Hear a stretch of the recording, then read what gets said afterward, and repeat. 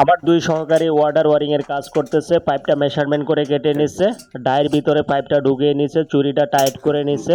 জিকু তুমি pipe race দিয়ে শক্ত করে পাইপটা ধরো। জিও সিয়াম তুমি থ্রেড মারো। ওকে, থ্রেড হইতেছে, খুব সুন্দর থ্রেড হইতেছে। তো যতটুকু পরিমাণ ততটুকু থ্রেড হয়ে গেছে। এবার আবরণগুলো পরিষ্কার করো। ওকে, সুন্দর করে পরিষ্কার করো। পরিষ্কার হয়ে গেছে, আর একটু ময়লা আছে, ময়লাগুলো পরিষ্কার করো। হ্যাঁ, এগুলা পরিষ্কার করো। এগুলা পরিষ্কার না করলে তুমি ডাই বাইর করার সময় থ্রেডগুলো নষ্ট হয়ে যাবে। জিকু তুমি পাইপ রেসটা ঘুরিয়ে ধরো, শক্ত করে ধরো। সিয়াম তুমি ডাইটা বাইর করো, উল্টা ঘুরাও, ঘুরাও। ওকে, সুন্দর। এবার চুরিটা লুজ করো। ওকে, পাইপ বাইর হয়ে গেছে। থ্রেড টেপ পেঁচায় নাও, খুব সুন্দর থ্রেড হয়েছে।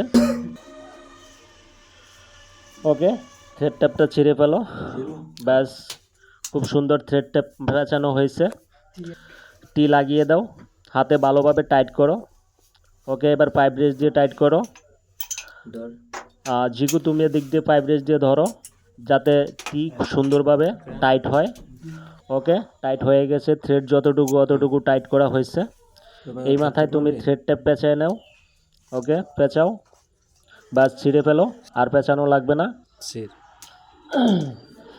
ওকে, এবার পাইপটা বাইর করো, গ্রুপ থেকে বাইর করো আগে। হ্যাঁ, বাইর করো। ওকে, দুইজন দুই মাথায় ধরে সুন্দর করে টাইট করো। হাতে টাইট করো। হাতে টাইট করার পর পাইপ রেস দিয়ে টাইট করো।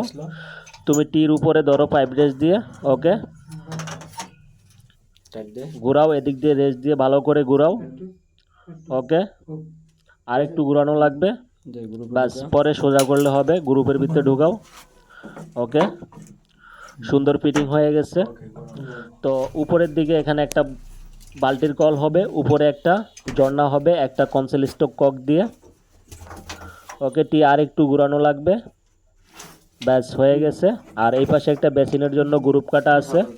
আর টোটালি এখানে পয়েন্টগুলা করা হয়ে গেছে।